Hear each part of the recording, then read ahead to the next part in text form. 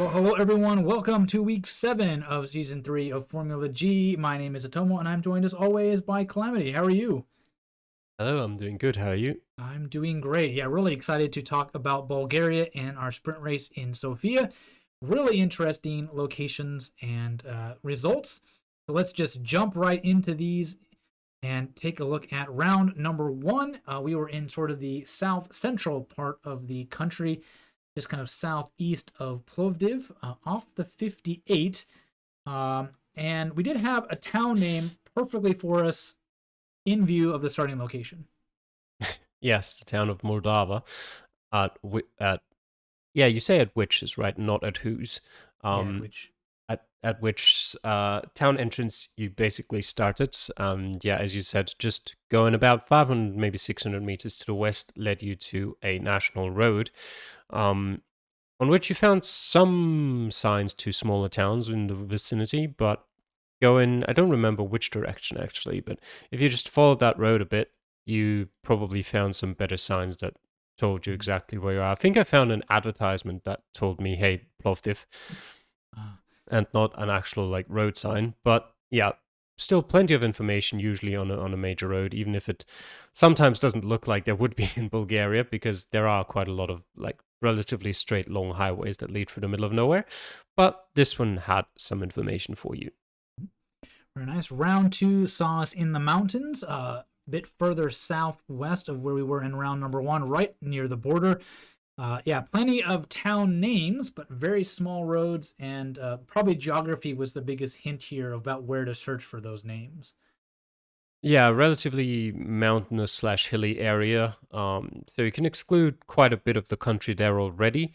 And then it's just a matter of do you find the towns that actually show up on the signs? There were 4 towns that were prominent on those, out of which one shows up at a pretty decent zoom level, that being Smolyan. So if you just focused on that, then you probably would have found it fairly easily, and not the biggest difficulties to pinpoint either, because the roads were quite, distinct. Round 3 saw us off of Construction on, what was it, like the A1, off a little side road that actually couldn't get to it. But you could definitely tell there was construction of a major road not too far away. We did have a town name. And the most interesting part of this was that jumped between 3 different versions of coverage within about 100 meters of the starting location. Yeah, it's pretty strange. You started in, I think it's Gen 2 or Gen 3 coverage, is what it's called. Basically, the coverage they initially recorded Bulgaria with from a few years ago. And then as soon as you went off that construction area to the still a small road, but the road that's it's connected to, you changed to the newer coverage. And then as soon as you went east and then tried to go north towards the town, you got put into coverage where you could see a blue Google car below you, which at first I thought, and I'm assuming a lot of other people too, I thought that was just unofficial coverage where some dude in a blue car drove through and put a camera on his car. But as Otomo then pointed out to me, it is actually official coverage. Yeah, it says So they copyright just Google. screwed So, up. Yep. yeah. And yeah, it still had the typical features of unofficial coverage as well, where movement was horrible. So I'm hoping that everyone then decided, okay, I'm going the other way, which then took you to that town entrance sign for Kermen. You can't actually connect to the A1 there, interestingly. The A1 just goes over that road on a bridge, like in a bridge kind of thing. And yeah, and funnily enough, looking through this, I don't think there's anywhere even close by where you can connect to it. Uh, so I don't know how the people of Kermen living next to a major highway actually travel to that highway, but that would be interesting to know. Either way, Kermen itself big enough to show up on the map without too many problems. Yeah, you know there's a pretty major road nearby. You search along some of these major highways and you spot the town name relatively easy. Round 4 saw us probably the most rural of all the locations in terms of there was only a few signs for some very small towns. I think if you watch our casting of this, Calamity did some math, and there's about 500 something people in this village, and all the surrounding area as well. And this really proved to be the deal maker or breaker for almost every single driver. Yeah, definitely the whole seed pretty much decided by this location. I mean, there were some people for which it wasn't fully deciding. Like Jack, for example, had actually a pretty decent round in this, but he messed up round one and round two, so he wasn't in contention anymore.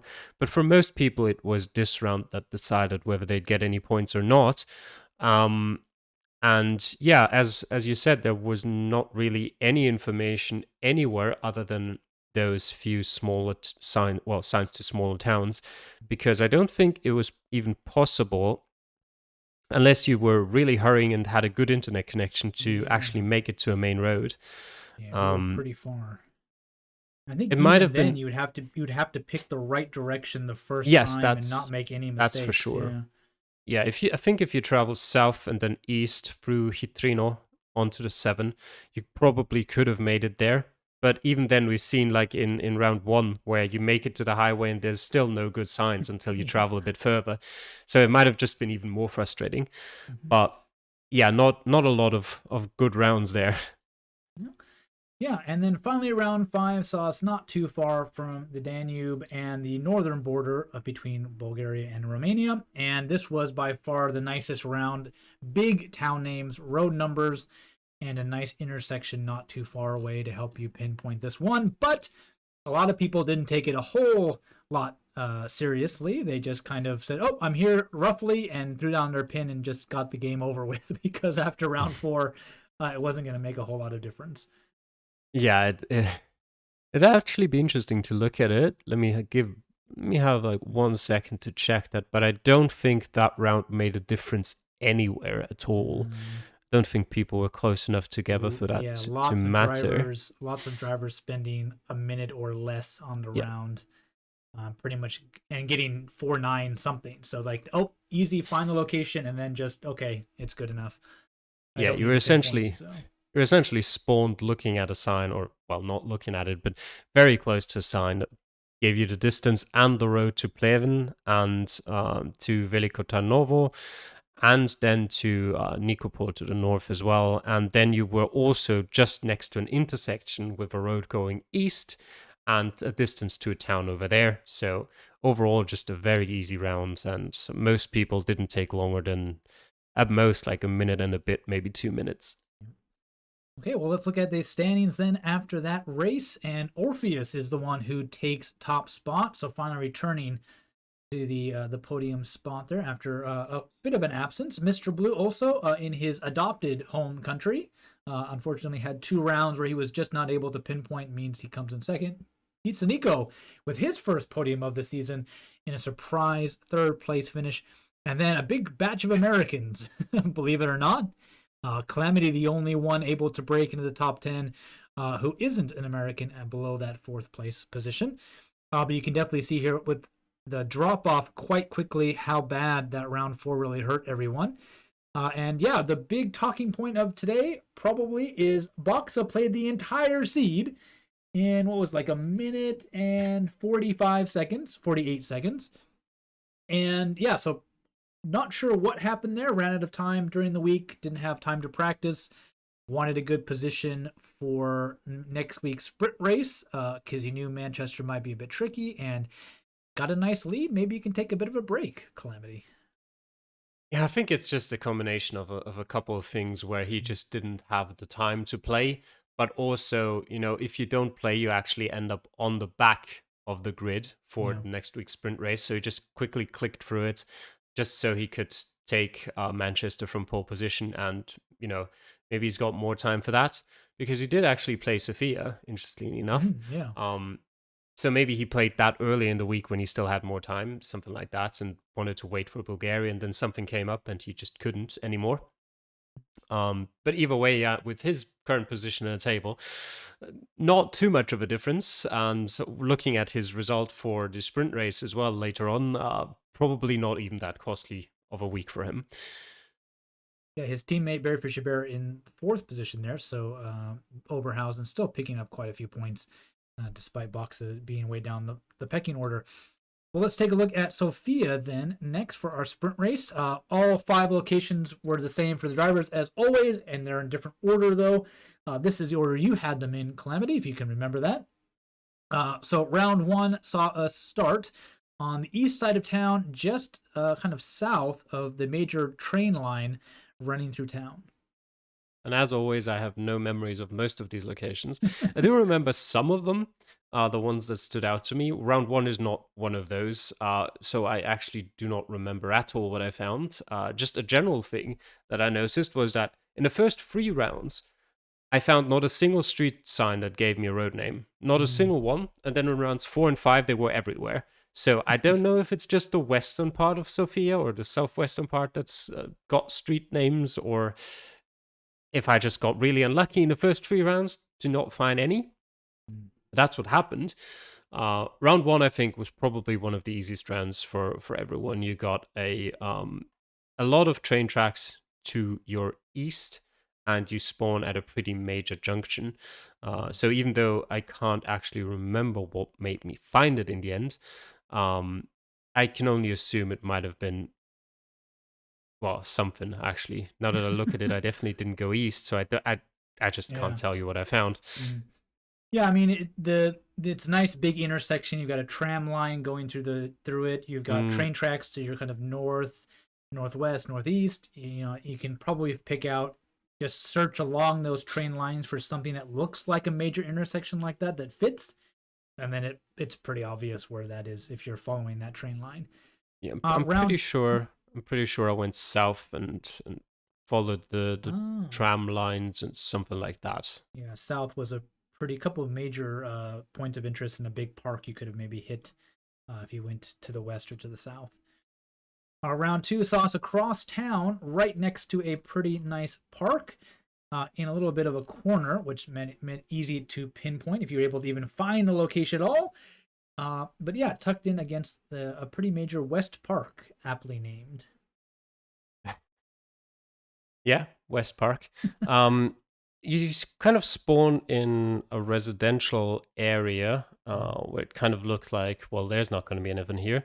And then you made your way, I assume, to the south in most scenarios. I think you could have maybe gone east as well, but that didn't really look very appealing. And then you would have hit a sort of major road, at least, once you traveled far enough south. And then you were at the decision where you could have gone west into the middle of nowhere, or east into the center of the city. You can take about one guess where I went. I can tell you it wasn't east. Going west, you made your way through the countryside. You eventually did. There was one train track that ran sort of northeast, southwest through the main road. But eventually I kind of made my way further west, and then I was on sort of not really a mountain, but higher than most of the city. So I was looking down at a pretty urban part of the city. So I was like, okay, I'm looking down at Sofia. We got to be north of the city. And we weren't. A bit unfortunate for that one. Round 3 saw us a bit more into town, just north of a major road and next to a National Center for Infectious Diseases, a major hospital facility in the area. Might have been something you could have been able to spot on your map if you saw a sign for that. I don't actually remember seeing any of that at all. So it definitely didn't look much like a hospital. I'm looking at it now as well. You couldn't really see any of it clearly, and the parts that you can see didn't really stand out much. I did go north and then west, kind of like southwest, until it connected to the main highway, or one of the main highways that go through Sofia. The problem I had then was that there's 2 or 3 of these roads, 3, I guess, if you include the 8, the 81, and then I don't even know, this one doesn't even have a road number, but the Boulevard Tsarigradsko Shose, which is the road that kind of goes north, west, southeast in like the eastern part of Sofia, next to the Borisova Gradina Park. you have three of those roads that all kind of look or like go a similar way. And I eventually figured out it had to be, the road 8, but I couldn't pinpoint because I didn't find any points of interest that matched. I looked for a long, long time. I remembered I went past a Lidl supermarket, but it took me until about 10, 15 seconds left until I even found that, and then I had no time at all to pinpoint. Yeah, it's one thing about some of these Eastern European cities is those points of interest do change quite frequently, so it can be a bit hard to use any of them. That the coverage doesn't match the map exactly, which can throw you off. Round 4 saw us on a major thoroughfare heading into the city center, just northeast of the Russian Monument Square, which does stand out quite a bit, but if you managed to go that direction, would have been something you could have looked for and helped you pinpoint your location. Yeah, I don't think I moved for that round. Well, obviously I moved like a couple steps to Mm. get to somewhere, but there were actually road names here, Yep. which helped and made that round pretty easy. Yeah, you actually are practically in the middle of the intersection, and you've got road names for several of the roads going in off Yeah, the different directions that you can just scour the town for that. It looks like a pretty densely populated downtown area, not a problem. yeah, pretty And big roads finally, as well. yeah, finally, round 5 saw us just off of another major road, tucked back behind some banks, in a slightly more rural area in the kind of southwest of the city. Yeah, I just made my way. I think north, sort of like northwest and northeast, then northwest Mhm. again, then southwest, and then you can actually take the road southeast to get to the major road there. Mhm. A bit complicated to get there because if you just try to go like south and west, you hit a dead end.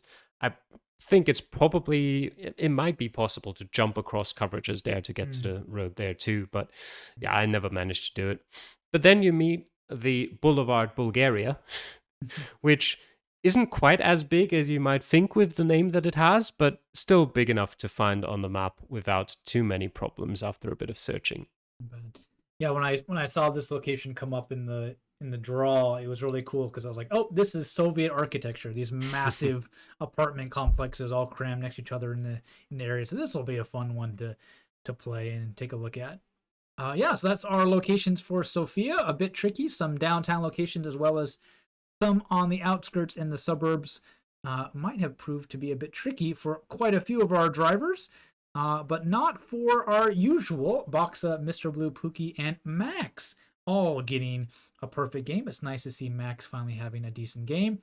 Mr. Blue getting second for the second race in a row in Bulgaria, just missing out on first place, I guess, on distance. So pinpointing not his strongest point this week for that. Other than that, yeah, you can definitely see that the drop off is quite significant. A bunch of 24s, but then after Orpheus quickly falls below 20,000 as pinpointing one or two of those locations really started to take its toll on the total scores. Yeah, Calamity, you having that pretty bad round sees you down in 13th for this one. Yeah, Laban Greb actually with his first points of the season there, Yeah. so that's very nice for him.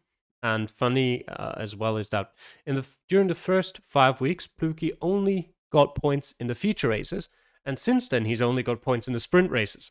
So he's currently on a pretty even level again, where he's now got 35 points in feature races and 33 in sprint races.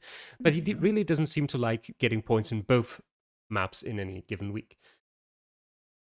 Nice. Well, let's take a look then at the overall standings. And despite Boxa taking a pretty big hit in the feature race, his sprint race win will keep him far ahead of his nearest rival. Orpheus did gain slightly on his opponent, but still quite a ways behind. Mr. Blue, probably the biggest winner, 2 second places, see him move up and pretty much dominantly claim third place for that one. Other notable names, Pluki with that points moves up again. So nice to see him finally starting to be consistent and climb the table a bit.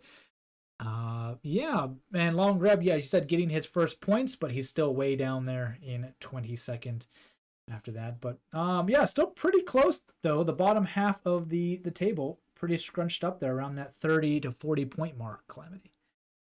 Yeah, it's still very close. I'd say from fourth basically down to maybe even 20th if someone has a very Mhm. good week down there. Anything could really happen. Even if we're now down to only 3 weeks remaining with England, Mexico, and Israel, but there's are some pretty interesting countries that might throw a wrench in someone's plans to maybe Mhm. stay up there in the table. Another little fun fact about this week was that the Casa Rivazza team was apparently very consistent in that Mr. Blue finished second in both feature race and sprint race, and Carp finished seventh in both feature race and sprint race. There you go. So I think that's probably a first. Yeah, and next week is in England, so we will see what Wakelock can do in his home territory and Lancaster's home race. That's where the map pool drew the country from, is where they're based. So we'll see how that happens and see if he can't pick up another win. That's his only points of the season so far is one single win, and he might be able to repeat that in his home country. In terms of the constructor standing, Katsuravatsa now a little bit of a gap over Scantrum in second. Of course, Oberhausen still dominantly in first. Nordhagen hasn't fallen off, as we would have guessed at the beginning of the season, losing box. That's still sitting there in fourth. Chariot rounds at our top five. Yeah, and it's really interesting to see that last season, Calamity, Cape and Orient, the two new teams, actually did quite well. They were mid-table, but their driver is just not able to repeat that same performance in their second season in the challenge. Yeah, they struggled quite a bit so far. I don't actually remember who was in Orient last season. I know Cape was Carp and Laban Greb, Mm. but they did also have the advantage back then of playing together. So I think that made up a few points for them as well. Yeah, Orient surprisingly actually struggling a lot. I mean, you know, Blacker hasn't driven a single race for Orient, so that's not a surprise. But Xander himself, only in 14th, would have maybe expected a few more points out of him. Um, but yeah, we still have free race weekends. Maybe one of them can still make it up there and maybe challenge Opava or Octane or even Bamberg, who all themselves haven't had the best of seasons. Yeah, interesting. So yeah, only 3 more weeks left to go, but definitely a really interesting final 3 weeks that could see maybe not the title decided, but maybe some of those lower positions could be finalized in the coming weeks. Before we take a look at the map, let's go through our G2 results. We've really only got 3 drivers still consistently competing.